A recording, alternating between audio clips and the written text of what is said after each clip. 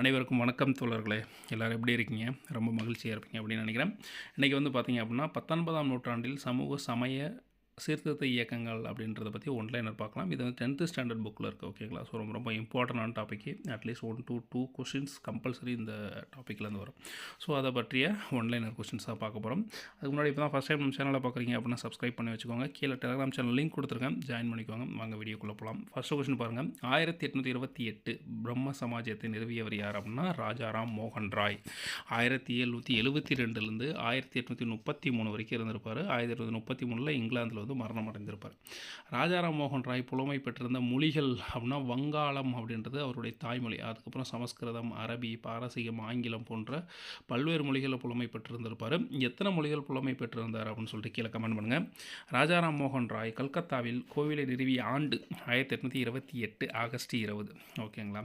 அதே 1828 தான் என்ன பண்ணிருப்பார், பிரம்ம சமாஜத்தையும் தோற்றுவித்திருப்பார். ஆனால் அந்த கோயிலில் அவர் உருவாக்கின கோயிலில் வந்து பார்த்திங்கன்னா திருவுருவ சிலை வந்து வைக்கப்படவில்லை அப்படின்றது முக்கியமான பாயிண்ட். ஓகேங்களா? அதாவது ஒரு ஸ்டேட்மெண்ட் மாதிரி கொடுத்து கேட்டுருவாங்க. ராஜாராம் மோகன் ராய் கல்கத்தாவில் கோவிலை நிறுவினார். 1828 ஆகஸ்ட் 20 இந்த கோயில் நிறுவப்பட்டது. இங்கு திருவுருவ சிலை வைக்கப்பட்டது. கீழ்கண்டவற்றில் பொருந்தாதது எது அப்படின்னு சொல்லி கேட்பாங்க. ஓகேங்களா? ஸோ திருவுருவ சிலை வைக்கப்படவில்லை அப்படின்றது. ஏன்னா எல்லா கோயில் கட்டினாலுமே என்ன பண்ணுவாங்க, சிலை வைப்பாங்க. ஆனால் இவர் வந்து சிலை வைத்திருக்க மாட்டார். ஓகேங்களா? அதே மாதிரி அடுத்த கொஸ்டின் பாருங்கள். 1828 பிரம்ம சமாஜத்தை தோற்றுவிக்கிறார். 1829 தலைமை ஆளுநர் வில்லியம் பெண்டிங் சதி என்னும் உடன்கட்டை ஏறும் பழக்கத்தை ஒழித்து கட்ட இயற்றிய சட்டத்தில் முக்கிய பங்காற்றியவர் யார் அப்படின்னா ராஜாராம் மோகன் ராய் தான். ஓகேங்களா? ஏன் ராஜாராம் மோகன் ராய் வந்து சதி என்னும் உடன்கட்டை ஏறும் பழக்கத்தை ஒழிக்கிறாரு? சதி என்னும் உடன்கட்டை ஏறும் பழக்கம் நிறைய பேருக்கு தெரியறதுக்கான வாய்ப்பு கம்மி தான். ஓகேங்களா? நிறைய பேர் மேபி படிச்சுட்டு இருக்கவங்களுக்கு தெரியும். புதுசாக கேட்குறவங்க கேட்டுக்கோங்க. அதாவது பார்த்திங்கன்னா ஒரு கணவன் இறந்துட்டார் அப்படின்னா அவரை புதைக்க போகிறாங்க அப்படின்னா அவருடைய மனைவியும் சேர்த்து அந்த குழியில் போட்டு புதைச்சிடுவாங்க உயிரோடையே.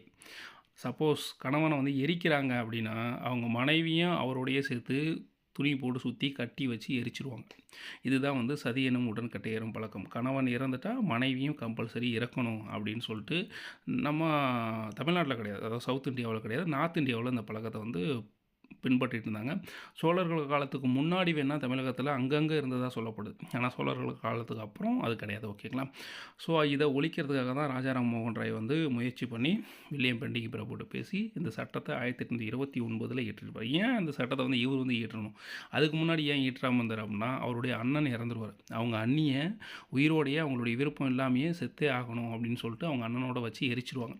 ஸோ அதை பார்த்ததுனால தான் இந்தளவுக்கு தீண்டாமை, அதாவது சதி நம்ம சமூகம் வந்து இந்தளவுக்கு சீர்கேடாக இருக்குது அப்படின்னு சொல்லிட்டு முயற்சி பண்ணி அதுக்கப்புறம் வில்லியம் பெண்டிங் பிரபுட்ட முறையிட்டு அந்த சதி என்னும் உடன்கட்டை ஏறும் பழக்கத்தை வந்து ஒழிக்க சட்டம் ஏற்றிருப்பார். எந்த ஆண்டு? 1829.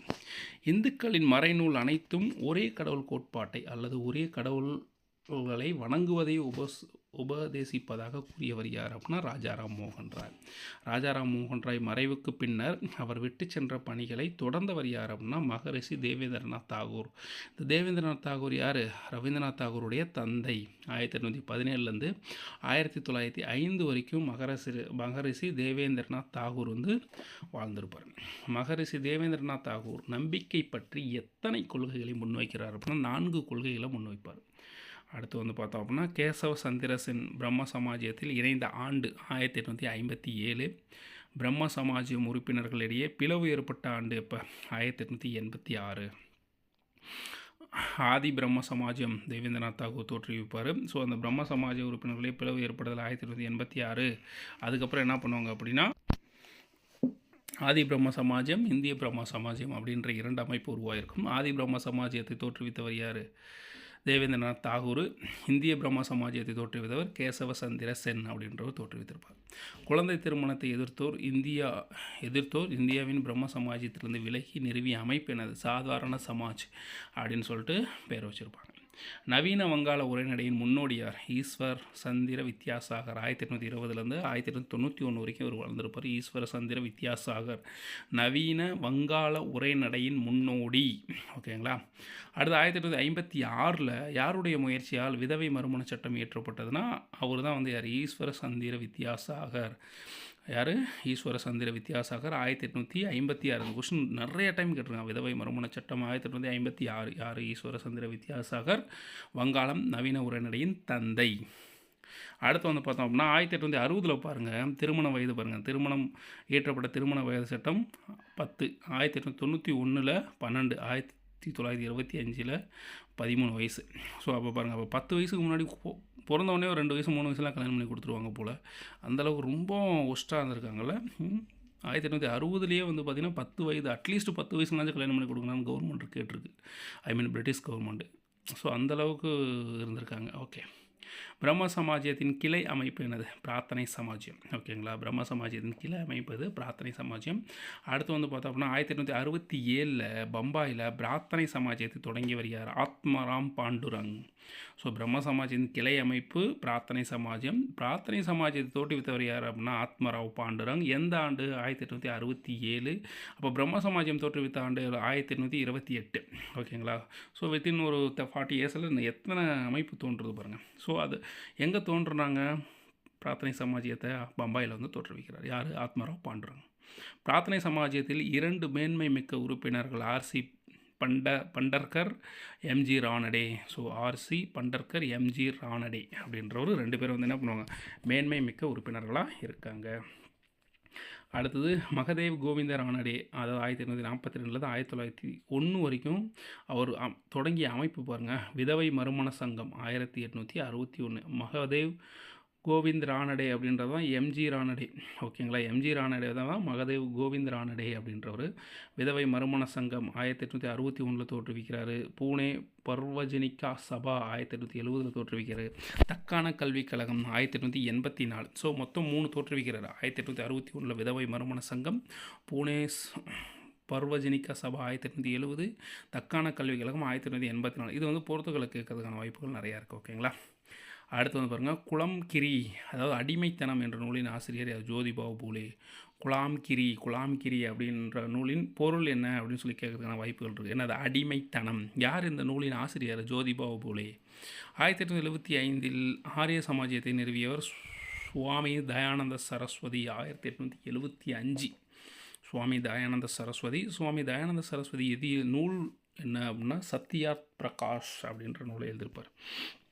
வேதங்களுக்கு திரும்புவோம் என்பது யாருடைய முழக்கம்? இந்த பாயிண்ட் வந்து ரொம்ப ரொம்ப ரொம்ப இம்பார்ட்டன்ட். அதிகமான கேள்விகள் வந்து இந்த கொஷின் வந்து திரும்ப ரிப்பீட்டடாக கேட்டிருக்காங்க.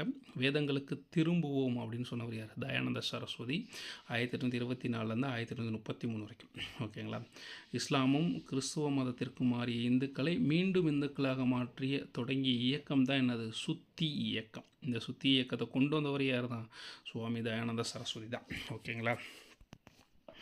ஆரிய சமாஜம் தூய்மை கோட்பாடு குறித்து கருத்து முரண்பாட்டால் 2ஆக பிரிந்த ஆண்டு. ஸோ ஆரிய சமாஜத்தை தோற்றுவித்தவர் யார்? சுவாமி தயானந்த சரஸ்வதி. எந்த ஆண்டு? 1875. ஓகேங்களா? 1875 தோன்றி அவர் இறந்ததுக்கப்புறம் என்ன பண்ணுவாங்க?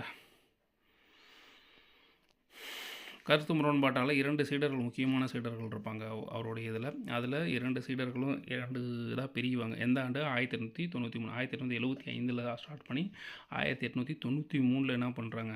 ஆரிய சமாஜம் தூய்மை கோட்பாடு குறித்த கருத்து முரண்பாட்டால் 2ஆக பிரிகிறாங்க. தயானந்த சரஸ்வதிக்கு பின்னர் ஆரிய சமாஜத்திற்கு பொறுப்பேற்றவர் யார் அப்படின்னா ரத்னானந்தா அப்படின்றவர் தான் என்ன பண்ணுறாரு?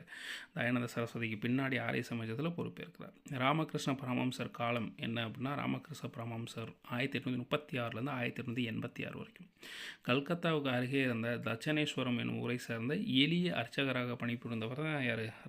ராமகிருஷ்ண பரமஹம்சர். கடவுள் காளியின் தீவிர பக்தர் ராமகிருஷ்ண பரமஹம்சர் தான். ஜீவன் என்பதே சிவன் எனக்கும் கூறியவர் யார்? ராமகிருஷ்ண பரமஹம்சர். ஜீவன் என்பதே சிவன் என்று கூறியவர் ராமகிருஷ்ண பரமஹம்சர். மனிதர்களுக்கு செய்யப்படும் சேவையே கடவுளுக்கு செய்யப்படும் சேவையாகும் என்று கூறியவர் யார்? ராமகிருஷ்ண பரமஹம்சர். ஸோ இதையே இன்னொருத்தரும் சொல்லியிருப்பாங்க. யார் சொல்லியிருப்பா? கடவுளுக்கு செய்யப்படும் சேவை, மனிதர்களுக்கு செய்யப்படும் சேவை, கடவுளுக்கு செய்யப்படும் சேவை அப்படின்னு சொல்லிட்டு முதல் 2 பேர் சொல்லியிருப்பாங்க. ஒன்று ராமகிருஷ்ண பரமஹம்சர், இன்னொன்று வந்து பார்த்திங்கன்னா அன்னை தெரசா. ஓகேங்களா? அன்னை தெரசாவும் வந்து இதை வந்து அது வந்து தமிழ் புக்கில் ஸ்கூல் புக்கில் இருக்குது. ஓகேங்களா? ஸோ அவங்களும் அந்த மாதிரி தான் சொல்லியிருப்பாங்க. ராமகிருஷ்ண பரமஹம்சருடைய முதன்மை சீடர் யார் அப்படின்னா சுவாமி விவேகானந்தர். சுவாமி விவேகானந்தர் இயற்பெயர் என்னது? நரேந்திர தத் நரேந்திரநாத் தத்தா. 1893 உலக சமய மாநாடு எங்கு நடைபெற்றது? சிகாகோ. அப்போ உலக சமய மாநாடு நடைபெற்ற ஆண்டு என்னது? 1893. எங்கு நடைபெற்றது? சிகாகோ. உலக சமய மாநாட்டில் இந்து சமயம் பக்தி மார்க்க தத்துவம் குறித்து சொற்பொழிவு ஆற்றியவர் சுவாமி விவேகானந்தர். இவர் போய் இந்த உலக சமய மாநாட்டில் சொற்பொழிவு ஆற்றினதுக்கு அப்புறம் தான் இந்து மதம்ன்றது ஒரு மிகப்பெரிய மதம், அதில் இவ்வளோ புனித கோட்பாடுகள்லாம் இருக்கா அப்படின்னு சொல்லிட்டு உலகம் ஃபுல்லாக அறிஞ்சதாக சொல்லுவாங்க.